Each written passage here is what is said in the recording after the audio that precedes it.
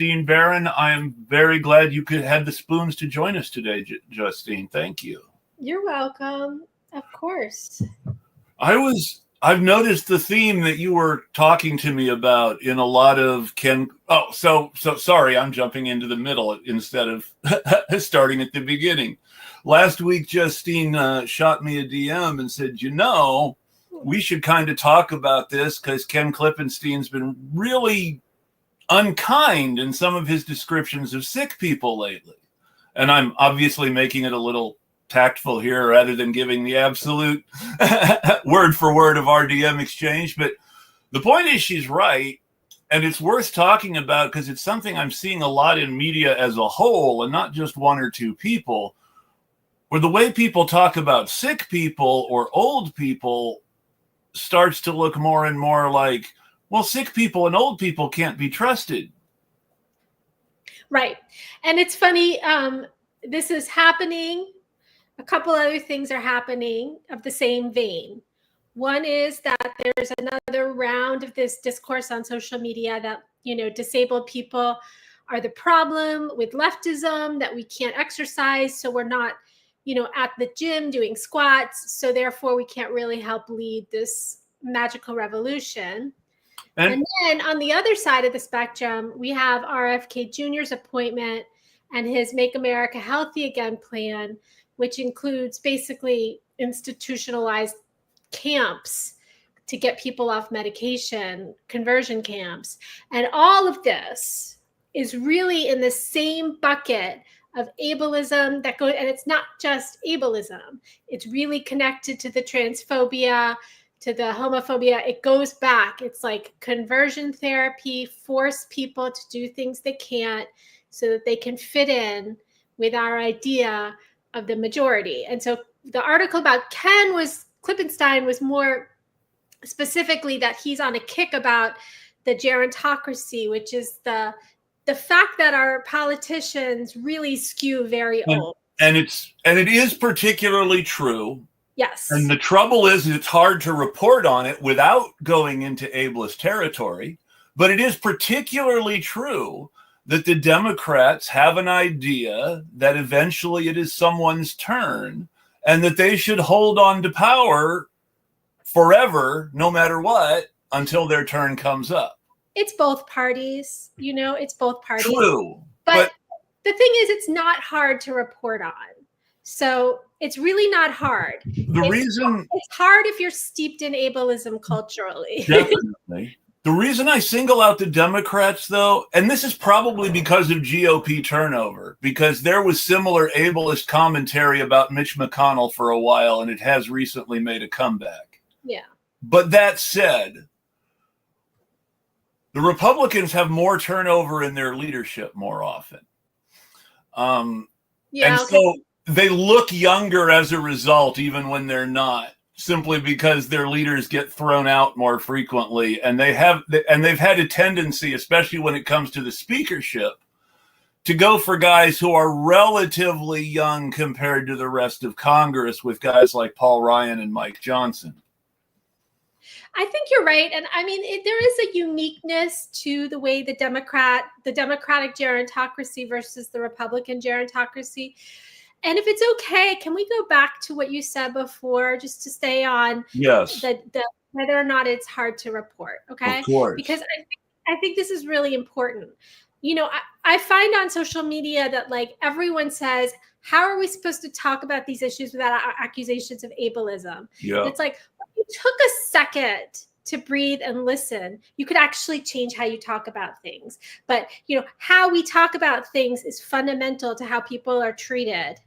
So I'm always about the language. I get picked on for that a lot, for like using language like saneism, but if we don't change that, then in fact, disabled people's lives are really, really hard because language shapes how you think about things. Yes. So I have like gone on, we all do. We go on our own journey to like weed out the ableism. Disabled people do too. In fact, disabled people do more. And because we're in the business of hating ourselves for this condition. Struggle with your own ableism. Sorry, exactly. I said the same thing. And so like, no, it's fine. You're fine. So, before I wrote the Klippenstein piece, just as Biden left the race, I wrote an article for Fairness and Accuracy in Reporting. And I give them credit for publishing it because it's really hard to get disability content published. And they were great. But I have to say, even the editors there, it was sort of like teaching them, why would it be, they asked, like, why would it be offensive to say that Biden is embarrassing? And I said, what are we supposed to say? It's obviously embarrassing. And I understand that. But in a mainstream reporting, you're not supposed to project onto people your discomfort with watching them be disabled. The way you report it is to say he stumbled over his words. He couldn't remember things, facts, And generally speaking, in that article, like, I laid out how you can do this.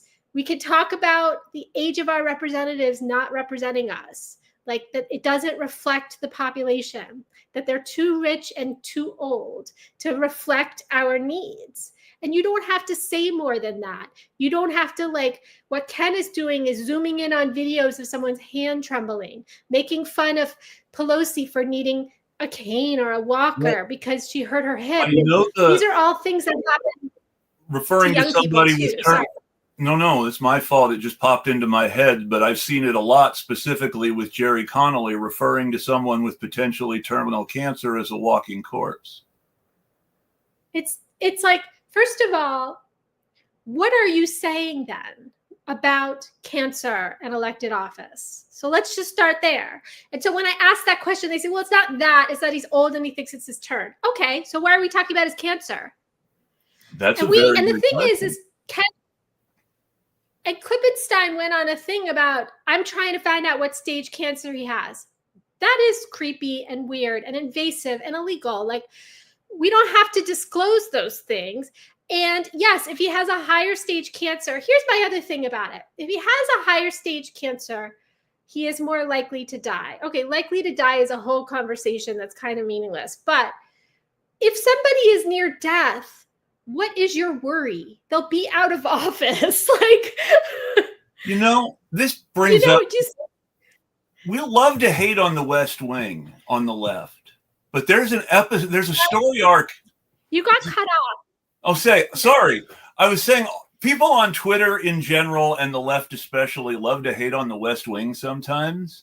But it occurs to me there's actually a very good storyline on the West Wing where the president lies about his health because he's worried about an ableist reaction to his health, essentially. That he's worried people will think he can't do the job because of his MS. And so he doesn't tell anybody about his MS. And then when it comes out, there's this whole exploration about his MS where they talk about, well, what is your actual ability and why did you lie about it? And while I don't know if that's the intent of the episode or not, the general takeaway one gets was it was kind of right of him to lie about his MS, and maybe it would have been better if he didn't have to tell anyone. And he should be legally protected from we are in our jobs, by law, we don't have to disclose. Even surveys, when they interview you about your demographics, they allow you to not disclose. So, this is something I've dealt with my entire adult life, seeking accommodations. Exactly. Someone just posted it's worth noting that while he never was in front of a TV camera, JFK was frequently wheelchair bound off TV cameras and only abandoned the wheelchair in a lot of cases for publicity stuff. He was not as healthy as the media projected him as being.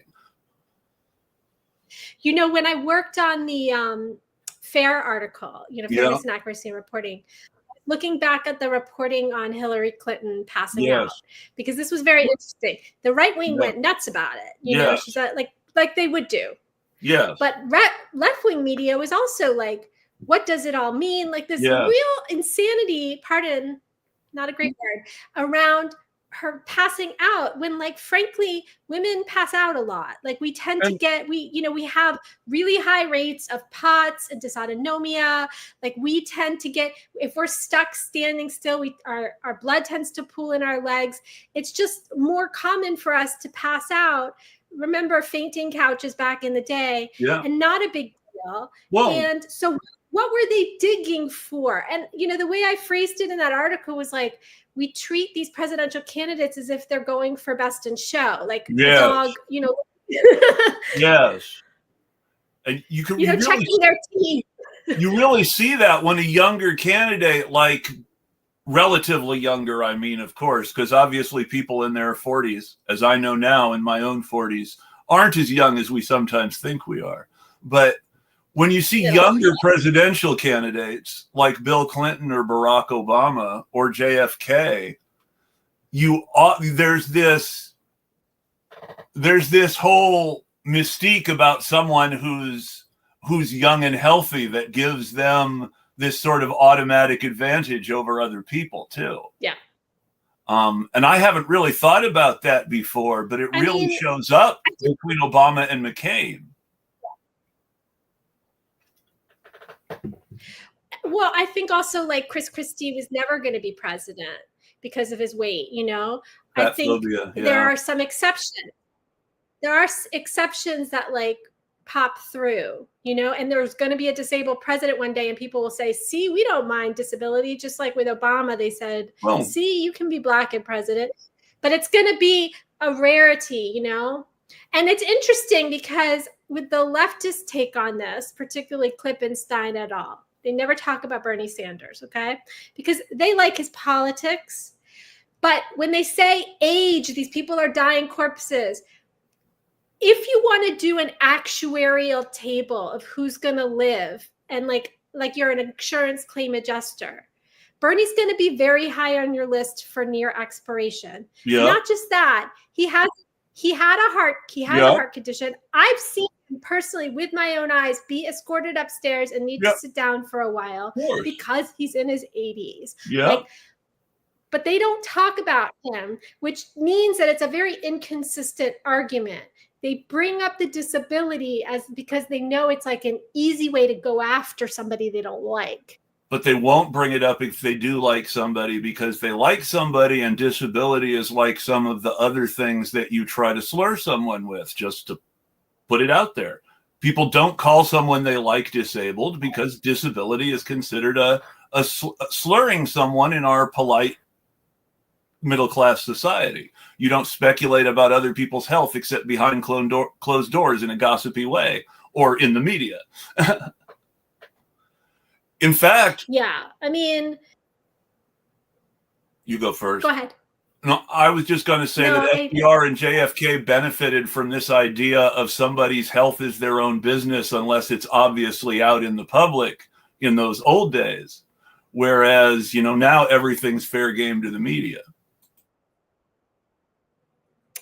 Yeah, it's I think it's a lot of neurosis is this like fear that you won't have control over things. And, every time Trump gets elected, it's like everybody becomes extremely neurotic because there's something very like seemingly unhinged about him, whereas Biden was just as unhinged, but seemed to have it together. And I think that, ableism is kind of at the root of a lot of neurosis, if you think about it. Like, even personally, fear of getting sick, eating disorders, all of the things that we do to torture ourselves is because we don't have full control over our bodies. And so when these public figures don't have control, all the neurosis comes out. And because people don't personally investigate their own internalized ableism, because all ableism is internalized. All of it is fear of illness and death. They can't then be non-ableist towards others. And nobody is willing to take that personal journey, because you really have to, in order to not project ableism into the world, you really have to think about your own body differently. There was am I talking too much? I'm sorry. I'm just so excited. Okay. You're the guest. You There don't have was to a worry about talking too much. It's when I interrupt you or cut you off that I get cranky with myself. Right now, my mic is muted and I'm letting you talk because you're doing good.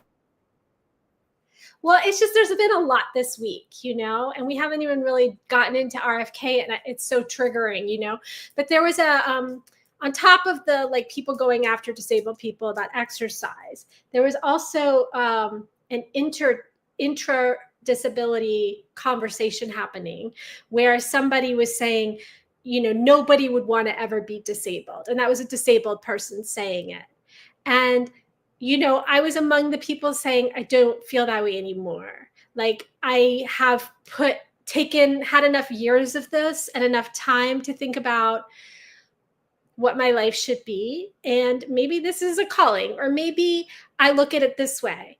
It happens to a lot of people. It happens to everyone at some point. Why do I feel like I need to be special? Maybe I'm special because of all the knowledge I've gained from this. So there were people that were born. She was sort of picking on wheelchairs and walkers, saying nobody would want this. And there are people who have lived their entire lives with those as basically extensions of their limbs, asking her to rethink that. And so, that's why I think ableism is the hardest of the isms, because in some ways, because it requires just so much more introspection, Well, I understand why someone who can walk would feel disabled by a wheelchair, but you have to look at it the other way around too, which is someone who can't walk suddenly can move about with a wheelchair in a way that they couldn't before.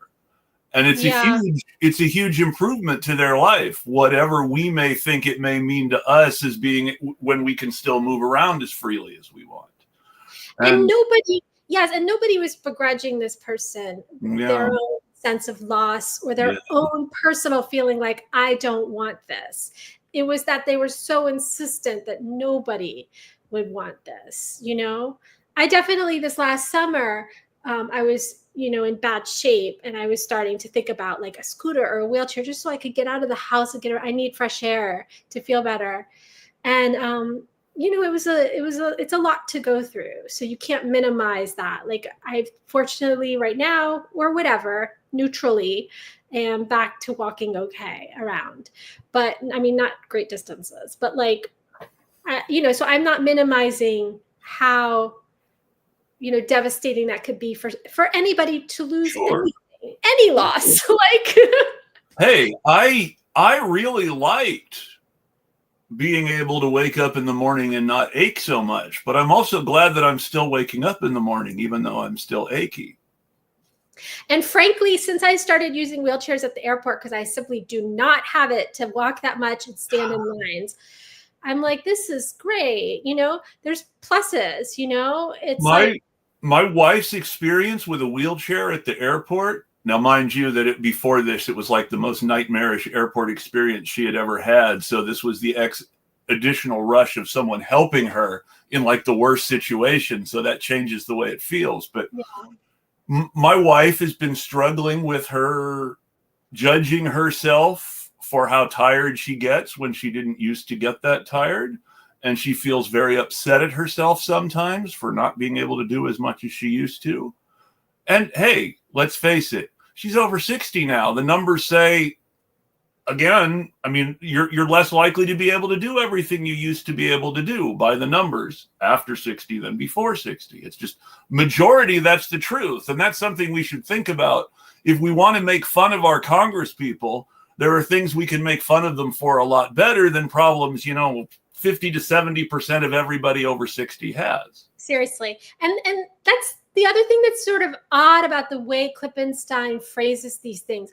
Look at this person having slow speech. Have you not spent time around old people? Like, okay, we get it. They are old and they show all the signs of being old. So what do you want? Do you only want old people that somehow don't act old? Because I think what you want is you don't want old people. And I think there's an argument to be made for that is not ageist. It's a representation argument, and he doesn't have, it's becoming clear. I used to think he was kind of a smart guy, but he doesn't seem to have the capacity, the rigor, the capacity to make a good theoretical argument. I will say this as someone who has fallen prey to it myself. Smart people are some of the worst people about recognizing their mistakes sometimes because they're used to being right most of the time. Especially smart white guys. It's true. It's true. And I won't deny that. Because the rest of us, like, I've gotten the smart label my whole life, but I've always been knocked down for being a woman. So I'm never going to be able to feel as smart as I could, you know? No, I know what you mean too. On the plus side, I will never be as confident as someone like Klippenstein that my shit is so great, you know? On the other hand, though, we live in a world where people can be as confidently wrong about everything as Hillary Clinton and be considered brilliant. Yeah. And I mean, because there are still people in media, despite everything, who go on as if Hillary Clinton was some gift that America was denied. So weird. And I've never been able to understand that. And it's just, sorry, please finish that thought. No, it's part of this. The reason I didn't finish the thought is because I was calling myself out on a little bit of misogyny, and I was rephrasing what I was thinking in my head. You're going to call her a bitch? No.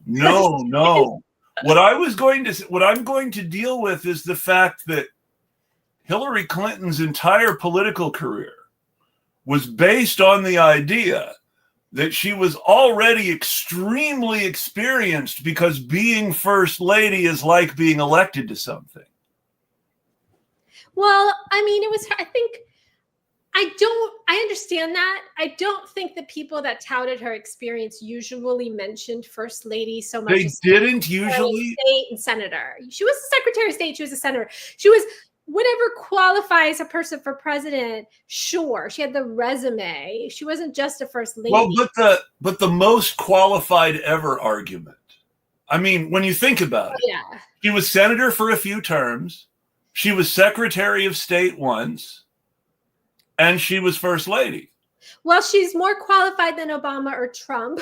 Yes, but when you talk about most qualified ever, you have to look over some of the losing candidates who have genuinely been some of the most qualified people to ever run but lost. It was just propaganda, and I understand. You know, some of that was like it was this pseudo feminism, like make women feel like. Well, make qualified women who never got their shot feel like they're being represented. There was a thing going on in the 90s when Clinton was president that I still have not been able to completely decide, because it was expressed as if it was supposed to be feminist, but it ended up coming down to an argument about who somebody's husband was. And it was this. So I'm going way ahead of myself again. Okay. There was this notion in the 1990s, and it was because of Hillary Clinton that it happened, even though lots of first ladies before Hillary Clinton had been politically active. Eleanor Roosevelt being the best example I can think of, and far more positively than Hillary Clinton, I should add. But there was this sort of notion that there was something about being first lady that entitled her to do things she wasn't elected to do, and to play a sort of an openly hands-on role in government that she hadn't been elected to fulfill. Right. And the Republicans couldn't talk about that without being misogynistic about it, because they wanted to be misogynistic about it. They disliked Hillary Clinton for aesthetic reasons around her being an assertive woman. Their reaction to her was primarily misogynistic. But is there a way to talk about that doesn't come off as... I mean, does anyone really care about, like, okay, the president's elected and they've given their wife or husband too many... I mean, I understand what you're saying, but at the same time, I don't know if anybody really cares. I will give Hillary one thing. Like, she allows herself to feel entitled in a way a lot of us women don't. True. Is she an asshole? Sure. But she, if I wanted to walk in a room and say, I'm entitled to XYZ, there's my model. That's true. And that is probably why some people continue to think she's brilliant no matter what. Right. Yeah. I mean, ego, in some ways, not that different from Trump saying I deserve, Yeah. I want Canada. It's like I love how this new colonization is just, you know what? I think we deserve it. My reaction to Donald Trump is that Donald Trump is like Bill Clinton and Joe Biden, but without the rough edges sort of sanded off to make him acceptable to people. Definitely. Yeah. I mean, I see Clinton as a specific kind of monster, but the parallels between Biden and Trump. Well, the reason I say Clinton specifically is because it's really important to remember that Trump's real entree into politics was as one of the top donors and close members of the Clinton circle during his first run for president. Yeah. Hey, can I ask a favor? Just because Sure. we don't get a lot of space to talk about these things. Can we swing back to some ableism topics? Please, because we're getting way off and the ableism topic is much more important. Well, it's fun to get off, but like there's so much happening right now. There is, and I get and stuff happening, and the historical context is just context, and I shouldn't get lost in it. No, it's fine. It's just when this started, I had just been like reading more about RFK's plans this morning. RFK Jr. is terrifying, and I should start talking about that directly. Yeah, but once this live stream kicked off, I was like, I felt almost too triggered to talk about him, but I feel ready now, and I think a big mission that you and I both share is to get a lot of the leftist discourse and a lot of the leftist organizers to understand how much of the right wing they're parroting, Yes. And the big thing I noticed before RFK got planted in office is that there was this anti-medication, woo kind of stuff going on. I rely on medications. I lived a part of my life on very little to no medication, and it felt great. And now I rely on many more medications, and they are the difference between me functioning and not. And I think a lot of the, I see stigmatizing language on the left about the GLP, the diet medications that have so many useful properties, not to mention helping some people who need to lose weight, and the psychotropic drugs, the psychiatric drugs, the ADHD drugs. I see stigmatizing language about all medication.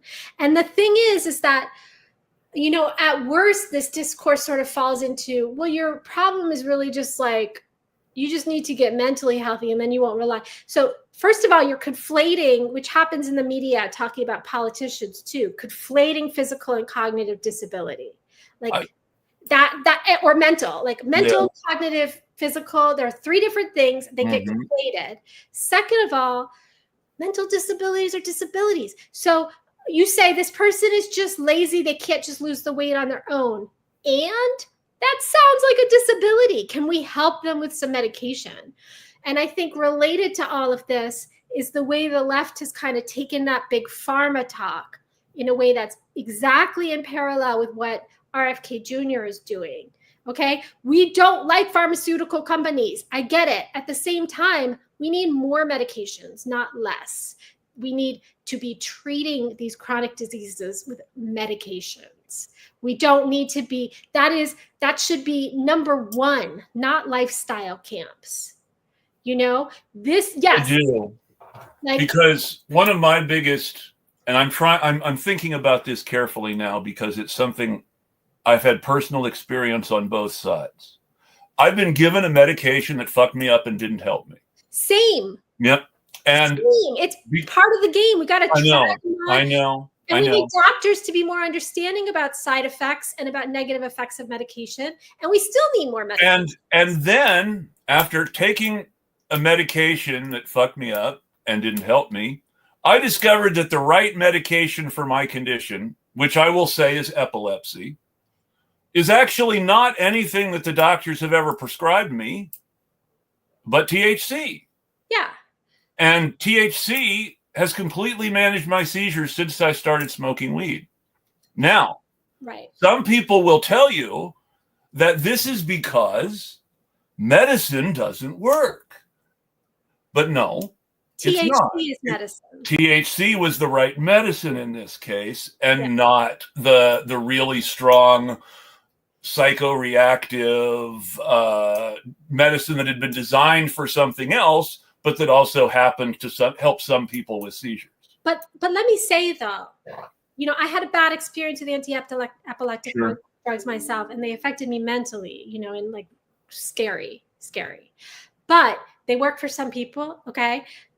There's two things going on here that you're talking about. I have neurologists. I know neurologists who say, I feel restricted that I'm not allowed to tell people about THC. Yeah. So it is a medicine, and it just needs to be part of the medicines that are offered.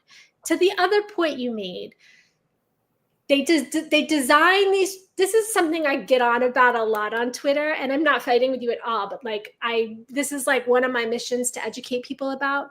You mentioned they sort of design this drug for other things, but they give it for epilepsy. And that works. I'm not saying that they shouldn't do that, but I'm saying it was something that was, so the pill is called Dilantin.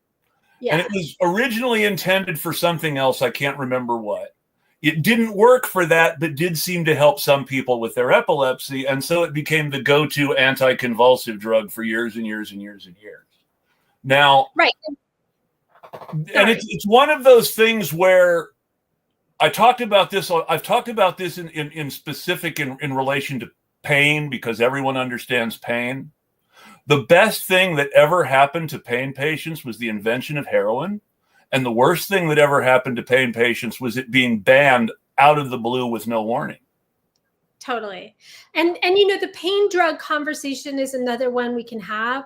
I want to get back though for a second, if that's okay. And I appreciate you interrupting me, because I think you're clarifying your story is really helpful. So I'm not bothered by that.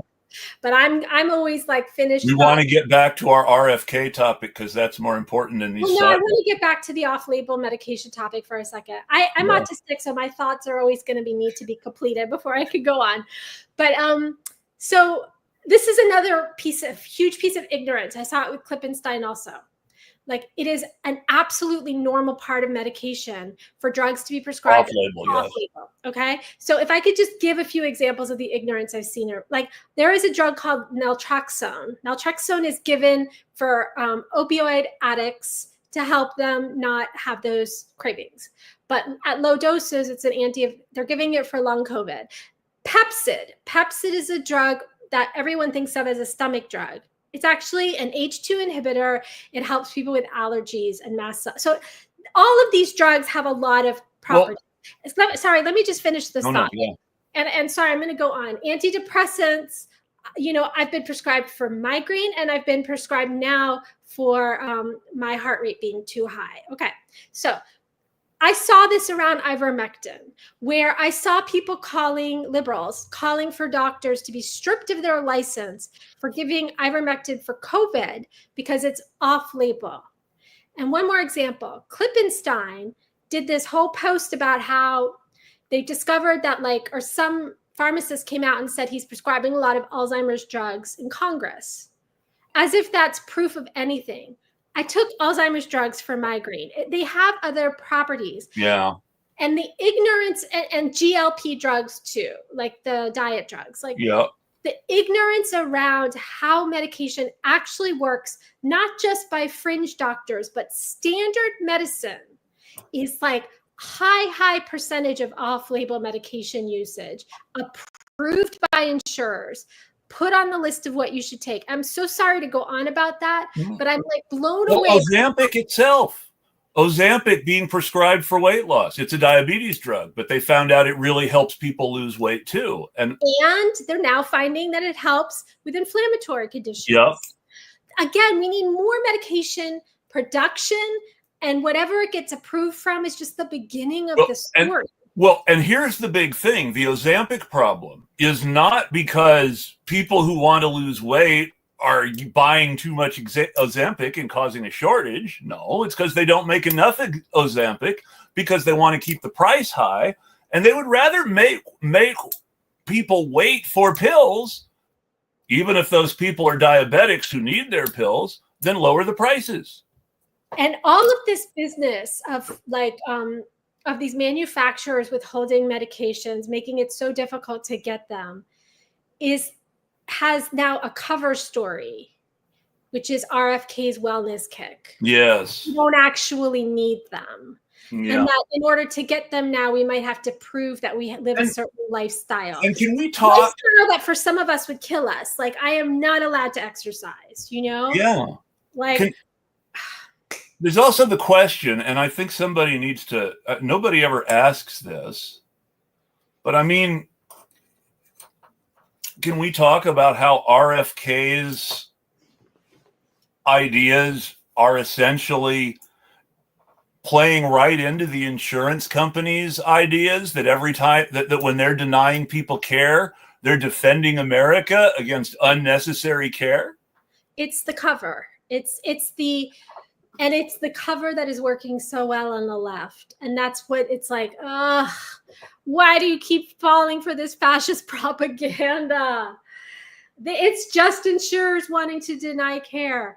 It's not that people need to, whatever, all this bullshit about how our lifestyle, on top of which these fuckers on the left, if you ask them to please wear a mask or point out that they're not wearing masks, they say you cannot legislate individual public health. I mean, you cannot fix public health by going after individuals, but then they're going after people for not exercising or for getting DoorDash. So it's all like inconsistent. It's what happens is these mega corporations and these billionaires are so greedy. And they find, is it astroturfing? I don't know what it is, but they find these campaigns that are real, that target all of these political groups and that turn lifestyle aesthetics into like policy. Into morality, because, and then they use the morality, and then morality becomes the basis for policy. Same thing with the YIMBYs, right? Yes. Like, developers just want to get rich, and they found if they created this fake campaign about how it's like better for the environment, density does X, Y, Z, that they could somehow pull over the left, you know? And what's so stupid about the YIMBYs, oh my God, and this is going to make me, this is the perfect thing to drag me off topic, and please drag me back. But if the YIMBYs had any intellectual honesty at all, they would not have been talking about the fires in Los Angeles. This is the perfect opportunity to build more density in Los Angeles. Wait, you're saying you want to build more density in a place where they have fires every year? Are you stupid? I'm using an ableist word. I shouldn't say that. Are you unintelligent? Yeah, I mean, you know, and there's also built-in ableism deep in YIMBYism. Yes. Their whole attitude about homeless people automatically being drug users, and the idea that being a drug user is a moral failing and not some sort of it's a disability behavior driven. Well, I would say that in 9/10 of cases, it's not the drug use isn't even the disability itself. It's symptomatic of another disability. Depends. Honestly, I don't know that percentage is right. You know, people with no health problems become addicts because the addiction is a disability. Like, true. I understand what you mean. It's also the case that there are a lot of people who are, you know, treating their because health problems. And here it gets into science that I'm uncomfortable with, because it starts to deal in a sort of physical determinism that I'm not always comfortable with, or biological determinism. There is some evidence, however, that the specific traits that cause addiction are not something that people necessarily develop, that people become addicted because they are predisposed to addiction. And a lot of the people that we consider addicts are actually pain patients who aren't getting the right treatment. It's actually, I'm so sorry to say it, that has been studied. Like there's some really bad mythology around that. Okay. I mean, in terms of like, okay, forget about people going to the street because they can't get the pain medicine. That's another Sure. thing. But there are a lot of studies, I've talked about this a lot, for chronic pain patients who use opioids, the addiction rate is about 5 to 8%. Mm-hmm. The tops I've seen is 10. Now, someone might say that's a lot, but it's also not a lot. That's really low considering chronic pain. If the rest of them, listen, it would be a lot if the rest of them were fine without the drugs. Yeah. It's not a lot when you consider that the rest of them are at risk of suicide Yes. or going to the streets for drugs. So the pain part is actually just, it's another cover story for the DEA effort to, it's so many of these covers. That's another talking point along with all these ones that we're addressing that I see on the left. But the addiction, but that's the thing, is that usually the addiction talking point is a pro-drug talking point, saying they want more pain pills for more pain medication access. I've seen it used both ways. Okay. It's too addictive. Gotcha. No, I've seen that a lot. It's too addictive. But this is sort of what I'm trying to push back against, that it's not necessarily actually too addictive. It's not too, it depends. I would say it's a side effect, know, and every drug has, I've been on drugs where 50% of people have a horrible response, worse. Now, addiction can be life ruining, but if you have a supportive, if the system supported addiction as a disability and all of that, it would be a different story. But, you can't cut off, in other countries, they make fun of the US for extreme paranoia around opioids, one of the most brilliant inventions. In Sweden, and I hate it every time I use the Scandinavian countries as an example, because they actually have horribly ableist and patriarchal systems around disability, which at the same time we don't have at all. And so it sometimes feels like even that's an improvement, but in some ways I'm not sure it is. Yeah. But in Sweden, a heroin addict gets prescribed heroin by their doctor, not sent to forced rehab.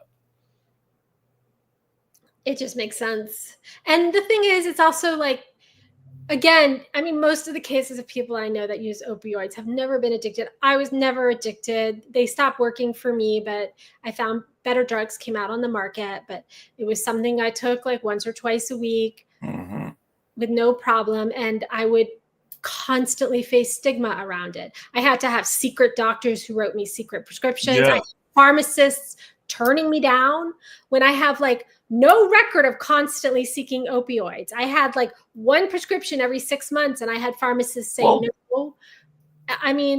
In some states, the system is specifically designed to assume everybody who asks for pain medication is drug seeking. And all of that is so much worse for people of color. Disabled people of color are erased from Twitter conversations. A lot of people, when ableism conversations come up, will say that it's just white people. But if you really pay attention, it's usually disabled people of color leading these conversations. They're also telling us all the time, you have got to stop leaving race out of this, because whatever stigma you're facing in the medical system, I'm facing times 100, Yeah, no, because women and Black people are already being discriminated against by the medical system even before they're visibly disabled. Yeah. And trans, sorry to say that. I just remember, I did an article about sex workers for Baltimore Outlet, and I was interviewing some, and this woman was talking to me, a trans woman, about her journey in medicine. And I was so overwhelmed by thinking about all of the shit that I have had to face with so many chronic illnesses for so many years. If I compiled on that, what she went through. This is another issue RFK Jr. is bad on, by the way. RFK Jr. has such a terrible understanding of science that he doesn't understand that frogs spontaneously express whatever gender characteristics they need to breed at the moment. And he is the one who started the ridiculous stuff in the media that was eventually picked up by Alex Jones in the form of a dramatic speech everyone has seen and made fun of, they're turning the frogs gay. That comes from RFK Jr.'s bullshit. You know, we have been since before COVID, but especially since COVID, warning everyone. Yes. How eugenicist the society is getting, watching the left go from this kind of milquetoast idea about health when it came to Bernie Sanders, like better than what it is now, but not really addressing disability, but kind of at least sensitive, to just this aggressive war against disabled people on the left. And we've been warning, and now RFK gets plopped into the key position. And what's going to happen is old, poor, minority people are fucked, because all of these ideas that you've been like directly or indirectly propagating about illness are now policy, and you don't have the fortitude or the intellectual capability to argue against it because you've been co-signing it, you know? And for people who will say frequently that they don't care about domestic policy, what matters to them most is imperialism. Well, hey, congratulations. RFK Jr.'s whole woo-ha Nazi health program was all a big front to make you more comfortable with an open Zionist. Yeah, actually true. Yeah, I see your point. Because the first thing he did after everything, and he was with Nick Brana and had been at the Rage Against the War Machine. So this was a deliberate building him up as this sort of anti-war figure. And then he's all of a sudden pro-Israel and meeting with Rabbi Shmuley once he's running for president. Wow. And then he goes MAGA and endorses Trump. And it's just this, you look at it, and if you want to hypothesize the way that the right deceives and boondoggles people who want to be populists but don't have a deeper political understanding. I hate to say it because some of the read theory people are the worst people on some of these issues as well. But you really do have to read sometimes to have a deeper understanding of, or at least study or have someone else read to you or something. Or just listen to people. Or just listen, yeah. You don't even need to read theory. And honestly, the theory might be kind of old and out of date and not inclusive, you know? You could just listen to people. But yeah, we're all... the thing about the theory is, even the old and out of date theory, if you apply the newer stuff to the old and out of date theory and synthesize them, which this is the part that was really brilliant about Marx, and I'm throwing out everything else. Okay. The part that's really brilliant about Marx is that he says, if you look at this, and you look at this, and you notice that they contradict each other in every way, but they are both true, then you have to posit the scenario in which both of those things can be true. I know. I was big on that. I went to grad school. I studied with Frederick Jameson, actually. So sometimes when people try to act like I don't have any theory, yeah, professor, you know. The thing is a lot of these people arguing theory don't want to embrace the idea of having to square those contradictions and living in a world where both those things are true. It was all dialectical. All of that theory was about contradiction and dialectical. Yeah. Dialecticalism. And they don't actually understand that. No, they believe that not the way. Yeah. Mm-hmm. It was all that, you know, and even his take on communism, he understood it as a stage. It was all stages.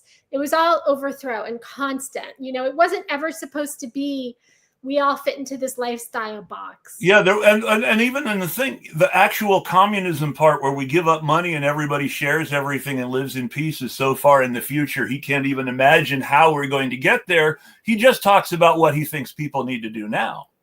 Which is organize against oppression, exactly. Pretty straightforward. Yeah. And people want to make that so much more complicated, but it's number one. People don't recognize what oppression is. Also. Yeah. So they, especially white people and men, and white men are the worst. I mean, I don't, yeah, it's also just this like class. I know somebody pointed And Americans are less likely to recognize oppression than Zimbabweans, for instance. I don't remember who it was. I want to credit it to that account Struggle Sesh because he's so brilliant. Yeah. But somebody sort of pointed out that it was all these sort of accounts that are in the tens of thousands of followers, and they just have the same asshole stance, but they're so influential, and they have some level of clarity on Palestine, which they don't apply anywhere else, you know. But even Palestinians will often ask them to shut up, you know. Yeah. And it is a class, and they're very much, they are represented by leftist media. So I can't say it just exists on Twitter.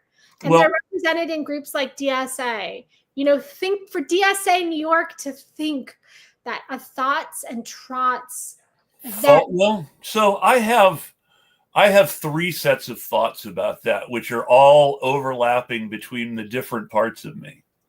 There is the part of me that goes to the same that used to go to the same kind of parties as a friend of mine named Kate Terry, who posts a lot of borderline stuff and is somebody who thinks of herself as kinky and fun in her online persona, where she's really more serious than she posts. But I sometimes get I sometimes get, well, if they want to have a Trots and Thoughts party, who cares? But on the other hand, at the same time, it's, well, why are they doing speed dating right now when they could be doing so many more useful things?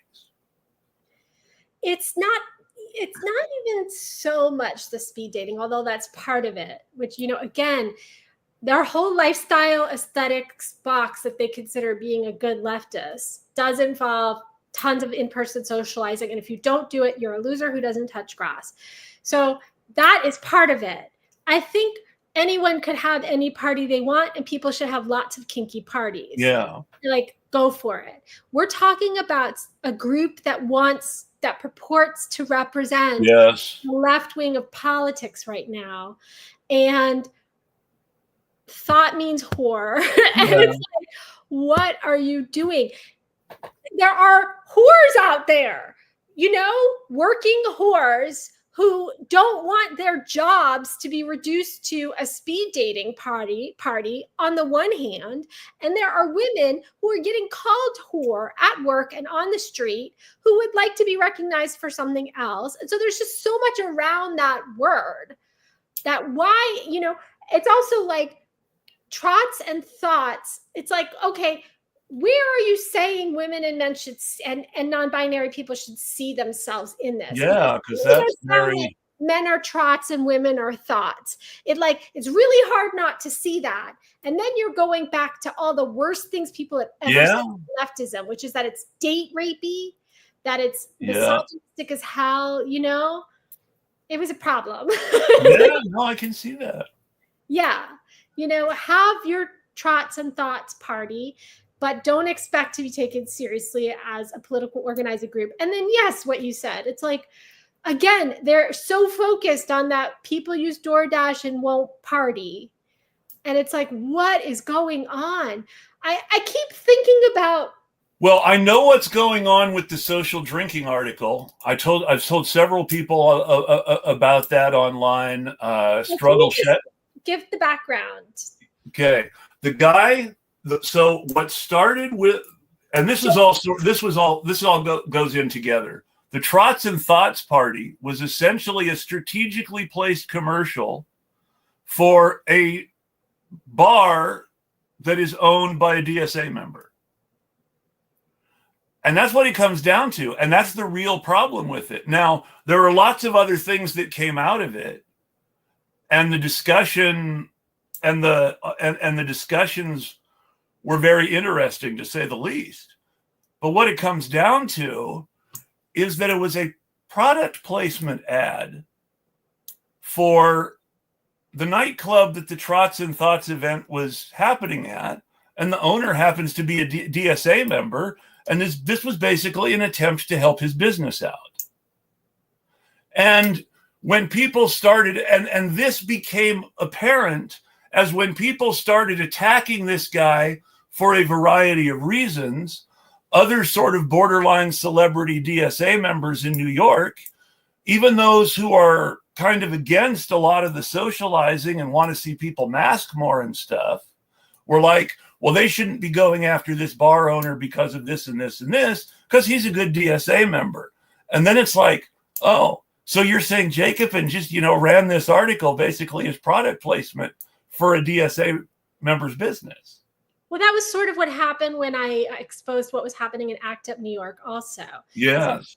People were jumping in to defend their friends until they really got the story, which is that the organization was kicking out disabled women for asking them to have some disability awareness. Not just disability, COVID awareness, when they're an HIV organization. I mean, the parallels and all that. But it was the same thing. I think New York is like, I'm always sort of asking, what is New York on? But it is money. New York is on money. It is on money, and it's on Eric Adams and one horrible mayor after another. I mean, one of the things that I find more and more interesting is relative class, which people don't like to talk about a lot. But it's good, yeah. A poor person in New York City,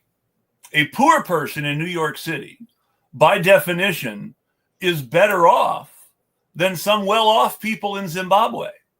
I don't know. Well, yes, then maybe. That's a tough one for me. It becomes a very tough one because it doesn't always even out in the direct relationship it appears to, because the well-off people in some of those countries are disgusting sellouts who are robbing their own countries to stay rich, and that's why people are so poor. I think you could talk about median income. Yeah. But I also worked for nonprofits in New York where you have 12 people living in the studio. So it's not exactly right. A lot of immigrant families, especially move to New York and crowd in. Yes. And a lot of homeless people too. So it's not exact, but I understand and that's the thing. It's worse to be homeless than almost anywhere else because it's so much more expensive to get a home.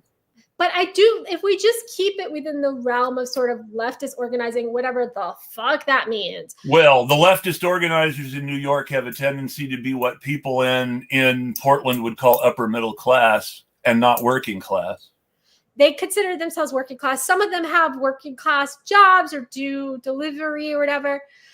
It's definitely, I don't know. I don't want to get too much into how much money everybody has, but there is a class, and the city runs conservative. I felt that living there. Yes. And so the leftists it's one of those cities like Los Angeles where status is currency. And status, money, fame. It's survival. People when you live in places like that and you work, you can sometimes be unconsciously driven to survive by connections and status. And so these organizations are pleading for the most popular vote, not the right thing to do. One of the stories in Taylor Lawrence's great book, Way Too Online, is about how a couple of people who I believe were connected with a housekeeping business had the whole New York social register on the edge of their seats over who the number one debutante in New York is, with a fake social ranking of single women in New York. Right. Man. And the people who did it were from outside the scene. They were from not anybody inside the group. They were taking everybody for a ride, but it was really successful while it lasted. I know. I almost feel like one of the most fun things to do would be to infiltrate DSA New York, or I don't know. You know what I mean? Just to kind of see. The joke, of course, and this is my Socialist Equality Party joke. The DSA is already infiltrated. What would be the point? Right. That's the irony of DSA members calling anyone else a Fed, There's a great account, C to Z. I think that's what it is. C and then TIZZIE. I really like that account. Has always been calling out this irony. We are constantly, disabled people are constantly being called Fed. Yes. Dave Weigel calls us feds. There's this like new. The irony of Dave Weigel, who actually covers up crimes committed by people in government to keep the Democratic Party happy despite being a quote unquote progressive. Dave Weigel shouldn't be calling anybody a fed. If anything, and I hate to jump on a right-wing trope because the fact is killing USAID won't solve this problem. But if anything, the amount of money being given to mainstream or formerly mainstream journalists like Dave Weigel suggests that journalists might be feds if they're getting USAID money. Dave Weigel might be more of a fed than anyone he's ever called a fed. It is now a working term of propaganda to shut down actual progressivism. And what's funny is these are the same people who went after, I don't necessarily just mean Dave, but the people calling like COVID, what is it? COINTELPRO. COINTELPRO. They turned that into like a COVID thing. Those are the same people who once upon a time had a fair argument that liberals were doing whatever they could to shut down progressivism. And we saw that with what happened with Bernie Sanders. And liberals are now they're doing the same thing to people who are further left than them, more in touch with marginalized people. And frequently they are forming, I don't like to call it coalitions, but echo chambers with right-wingers in order to do it. I mean, Klippenstein's tweets about shaky Democrats who have slow voices get so much MAGA attention. He loves it.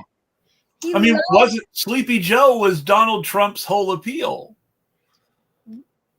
Now, I do think that, like, in their souls at base, this group of people, these ableist leftists, are just like the Democratic Party is more concerned about destroying the left than destroying the GOP by far. I think they are far more concerned about letting marginalized people have a real voice than they are about taking on liberalism or conservatism. Well, I mean, because I think this is just my working theory. The economy is so bad now that these are people that would have had middle class, upper middle class lifestyles. They would be successful, and they struggle, and they're white men mostly, and their followers, and they feel so entitled to that they've taken whatever position they can, and marginalized people represent such a threat to them. Yeah. And they've claimed the left, and they've taken it over, and they've used ableism because ableism is popular with people of all colors, races, and backgrounds. They've used that in particular to win people to their side. They've definitely helped the media do a very good job of confusing people as to what exactly progressive means. Right. Because we've got to the point where now your Ricky Torres right wingers are talking about how they're the real progressives, and they always have been talking about how they're the real progressives, and now they're trying to, and in this sort of post 2024 election era, they're now trying to to say, well, MAGA is closer to the real stream of what the country wants than we are, and to be really progressive, we have to be more reactionary. Right. Right.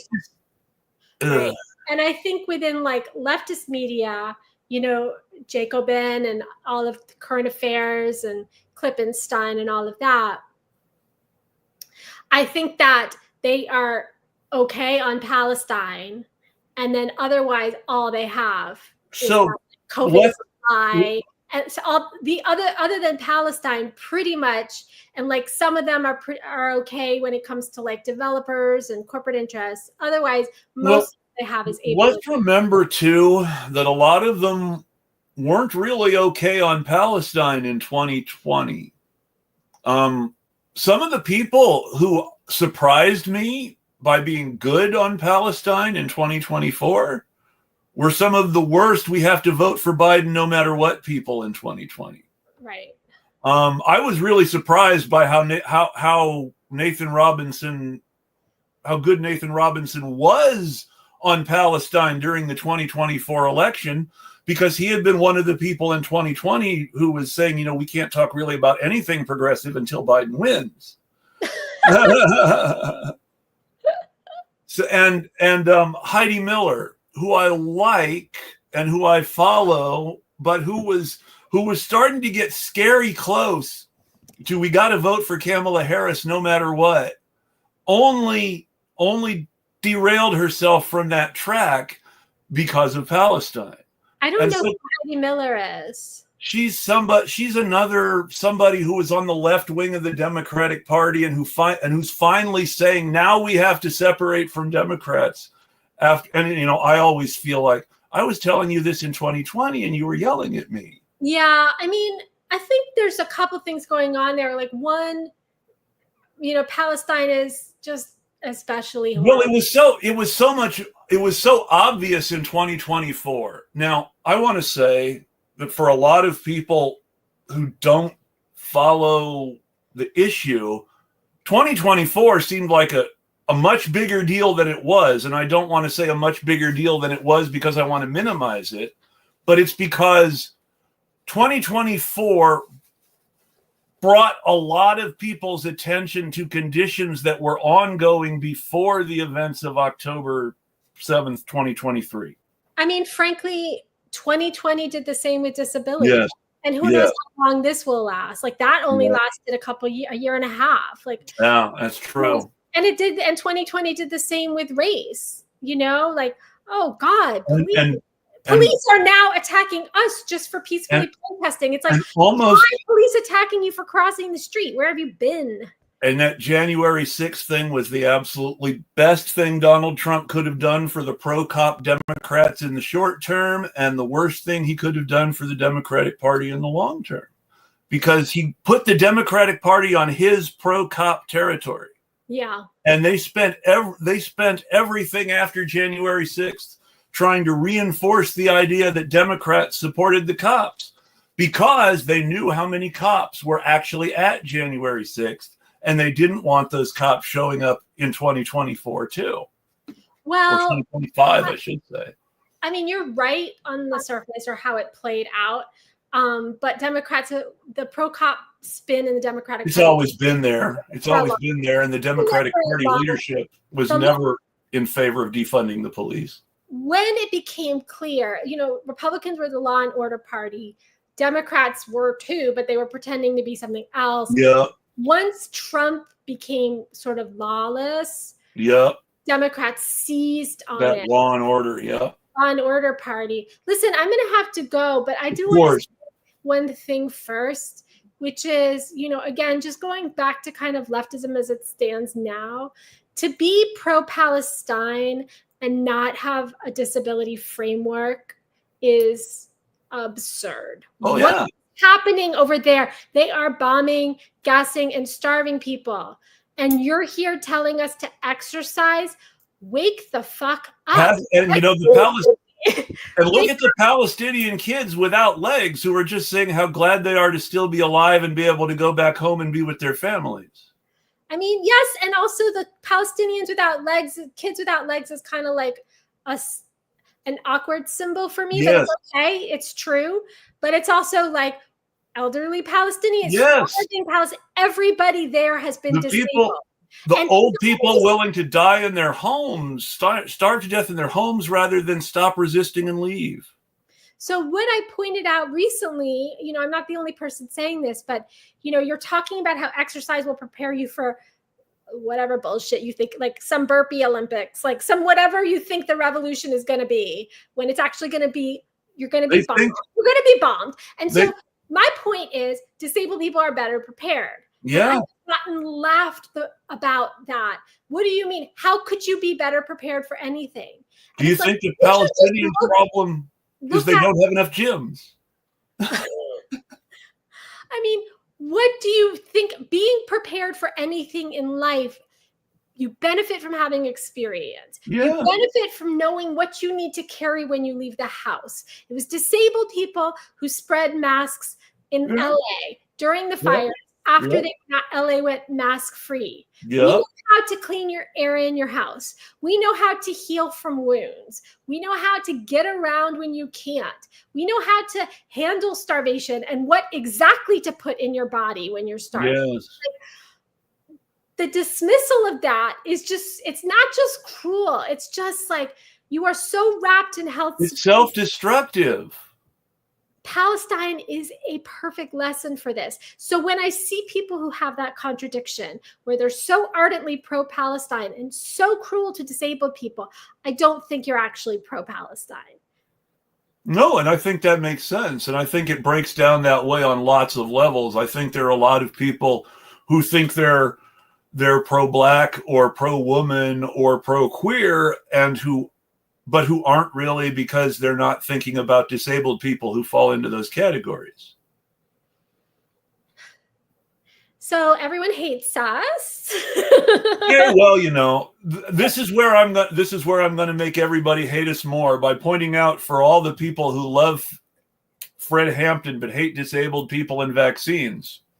The guy who started the Black Panthers free lunch program was a black man in a wheelchair with MS. Thank you. And Harriet Tubman had seizures. Like, yes. Harriet Tubman was epileptic. She had seizures. There's even a docudrama of one of those silly 60s history shows where Harriet Tubman actually gets faint and has to fight off a seizure to shoot the bad guy. I mean, that's the thing, you know, what kind of cruelty does it take to say, how could you possibly lead a movement? Anyway, I got to run, but I'll give you a parting shot. You could catch all my meds in the back there. Medication. And do you have any final word out on the way out about RFK Jr.?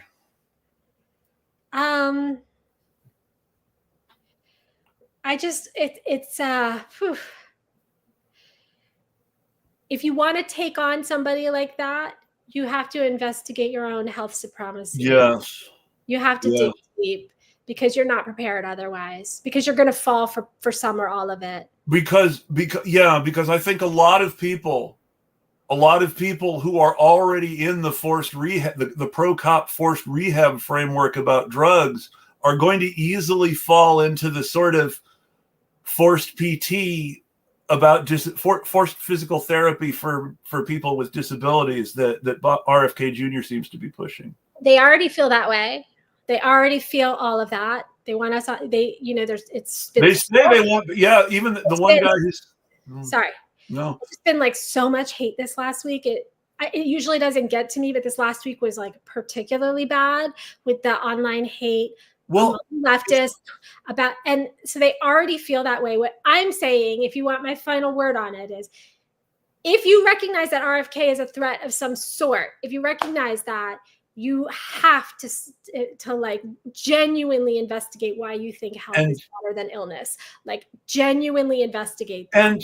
And if you believe in mutual aid, don't suggest that somebody go exercise because you don't like the person asking for mutual aid for them, even if that person is obnoxious.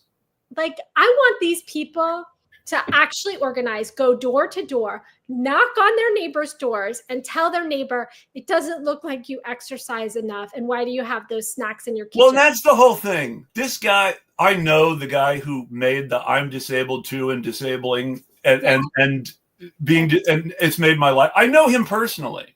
So number one, not in a personal face-to-face, he lives in my neighborhood, but I've known, he and I have moved in the same circles with the same friends on Twitter for a long time, and we like all the same people except each other. And that's probably because, to be honest, he and I have personality traits that are more similar than they are different. But his problem there was saying something online he never would have said to anyone face-to-face unless they knew exactly where he was coming from when he said it.